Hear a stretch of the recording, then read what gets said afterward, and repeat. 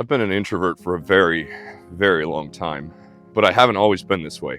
When I was young, I moved from school to school a lot, so I learned how to be a social butterfly just so that I could survive.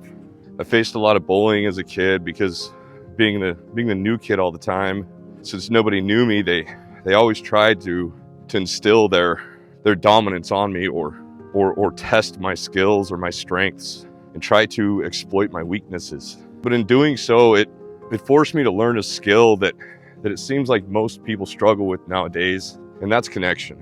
By the time I got to high school, I had that shit down to a science. I could talk to anybody. But as I've gotten older, it also taught me something else. People can be hateful and cruel and fake. I learned to see people for who they truly were, and it's not always good. As I got older, I started noticing a pattern. People weren't interested in being real friends. It seemed like they always wanted something. Relationships, they often felt like they were more transactional than real. Like we were only friends as long as I could actually offer something. And then came my time in the military. You might think that maybe I found some sort of a brotherhood because that seems to be what happens for most people. But instead, for the most part, all I found was people that were more interested in climbing the ranks than they were forming a real connection or building a bond. And when you're in the military, life is different. You don't really find friends that are outside of the military because your entire life is the military. They own you. Everything that you do and experience is the military. Most of the time, your coworkers are not your friends. But in the military, you live, eat, sleep, and breathe with these people.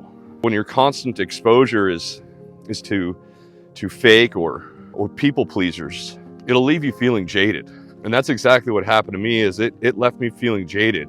And over time, during my military career, I just simply withdrew. Now, I did meet some amazing people, and I'm still friends with some of them to this day. But for the most part, all I did was withdraw. I stopped trying to connect with people, and instead, I kept to myself. My wife and I, we both felt that it was just the two of us, and we were on our own. Welcome back to another episode of Sweat Talk. My name is Chad. Becoming an introvert, it's almost like it became my shield. At first, it felt safe, but deep down, I've always known that it doesn't feel right. And it's been holding me back. I'm not the social butterfly that I once was. And I truly do miss that. I truly do miss that part of myself. Sometimes the inner child who once saw the good in people, who once believed in the possibility of real connection, it seems gone or at least buried. But here's the paradox. People often seem to be drawn to me. I'll be standing in a public place and some random stranger, they'll just walk up and start talking to me like we've known each other for years. It's not because they recognize me, it's something else. I don't know, maybe it's my aura, maybe it's the way that I stand, my body language. I don't know, I can't explain it. One time that stands out to me was last October. My family and I, we went to a concert in Seattle. We went and saw the band The Movement, one of our favorite reggae bands. And when we were standing outside waiting for our Uber to show up, a random stranger just came up to me, stood next to me, and he just started talking to me. And within minutes, he was standing there telling me his life story. And he didn't know me from this channel, but at least he didn't mention it. But he just seemed like he wanted a real connection with somebody. And this actually happens a lot. I don't understand why, but it has taught me something that's important. And that's that even though I've pulled back from the world, people are still out there craving real connection.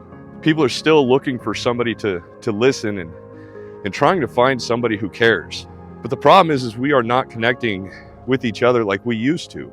It's not just me, it's society as a whole. People don't want to connect with each other anymore. They don't want to socialize anymore. Think about the last time you went to a restaurant. Chances are you scanned one of those QR codes for the menu. And on the surface, it seems like it's harmless. It's kind of cool that technology has moved and advanced as far as it has. But if you actually think about it, it's another way that the technology has pulled us away from having real connection with the people that are literally sitting right in front of us. Because as soon as we break out our phones, we're going to be tempted to scroll through reels or check social media, go look at those notifications, instead of being present with the people that we're with.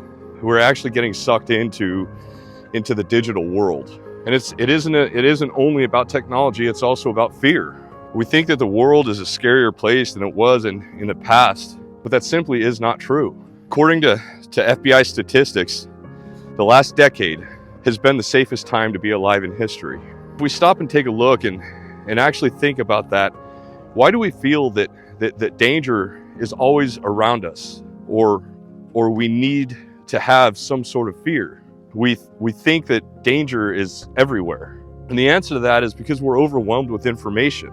The moment that tragedy strikes anywhere in the world, we get that notification. The information and the connection that we have to the digital world, it can be a good thing. The problem is it's often being manipulated, causing us more fear. That fear keeps us glued to our screens and it actually keeps us isolated. Because the more we fear the world, the more we are going to retreat from it. We avoid new experiences. We stop talking to strangers. We only stick to what feels safe, our phones, our homes, and our small circles. But that's not actually who we are as a species. As humans, we are social creatures by nature. We're wired for that connection. And that's why for most of us, being isolated, it feels unnatural and it feels lonely. Hello. And that's exactly why I'm making an effort to change myself. And I'll be honest, it's not easy. Putting myself out there after years of pulling back, it is uncomfortable. When strangers approach me, it's still a bit awkward, but I'm doing it. When I've met subscribers on the trail or just had a random conversation with strangers, it's a reminder that connection actually feels good. It's cool to talk to strangers and hear their story, or to share a moment that actually feels real. Have you ever thought about how we actually got to a point where socialization is just no longer a thing? Have you ever taken time to think about why socializing just seems to be more like it's a lost art? The number one reason I believe is it's technology. Our phones, the social media, those digital menus at the restaurant. I believe that those are most of the problem. I believe those digital menus, I believe they're evil. And if I see one at a restaurant, I'm going to pick up my things and I'm going to turn around and walk out the door. I'm going to do that because even though they have made things a little bit more convenient, they've made things less personal. And I'm not going to support something that I'm against. I think the number two reason is fear. We're constantly bombarded with negative news that's making us more hesitant to be trustful in others. In turn, it's making it more difficult to engage with the world. Number three is isolation culture. Remote work, streaming services, the delivery apps like Uber Eats and whatever. Those things are making it so convenient to just stay home and avoid people altogether. We don't ever experience the interaction like we used to. So it's no wonder we're out of practice when it comes to real connection. But here's the thing, socializing isn't just a convenient thing to have. I believe that it's actually necessary. Studies show that improving your social connection, it's going to reduce stress, it's going to improve your mental health, and it's ultimately going to allow you to live longer. When we isolate ourselves, we're not just missing out on friendships, we're actually missing out on life. How do we fix this? How do we become social creatures again? Number one is put down your phone. Put down the damn phone. If you're out and about with somebody, or even if you're at home, put your phone in your pocket, or leave it on the kitchen counter or by your bed or somewhere else. But commit to the actual connection that is right in front of you. Number two is talk to strangers. It's going to feel awkward at first, but just start small. Say hello to people that you see in passing, people that you pass by on going out for your walk, or say hello to the stranger. Compliment somebody in line when you're at the store, because these small interactions, they can brighten that person's day and yours. Number 3 is reconnect with your old friends. Try reaching out to somebody that you haven't talked to in a while. Sometimes all it takes is one message to reignite your connection. Number 4 is join a club, join some sort of a club, whether it's a sports team or some hobby club, but find a space where you can actually go and meet like-minded people. Number 5 is practice gratitude. Start focusing on the good in people instead of always assuming the worst. Try looking for the best. And I mean, I'm not saying to be blind to the situation or the potential dangers. And this doesn't mean be blind intentionally, but just stop always assuming the worst. And for me, this is personal, because I'm doing my best to rediscover that social butterfly that I once was. I want to rediscover that inner child who used to look for the good in people instead of always seeing the bad. I myself, I'm learning how to embrace that awkward moment and start opening up to strangers more. And I'm teaching myself how to appreciate that connection that I know that I need as a human being. It's not easy, but I firmly believe that it is worth it.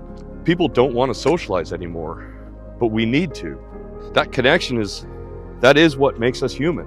It's time to put down our phones and push past those fears and start connecting with people once again. It's time to rediscover the joy of being present, of sharing stories and building real relationships. Life isn't about how many likes you have on your social media post, or it's not about how many followers you have. It's about the connections that you make, the people that you love, and the moments that you share. Let's stop isolating ourselves and start living again together. If you made it this far, do me a favor and go down in the comments section and put that one word, socialize. Just that one word, socialize. Stop being afraid to socialize. Stop fearing what the media is telling you, and all the lies and all the bullshit that we're constantly exposed to every single day.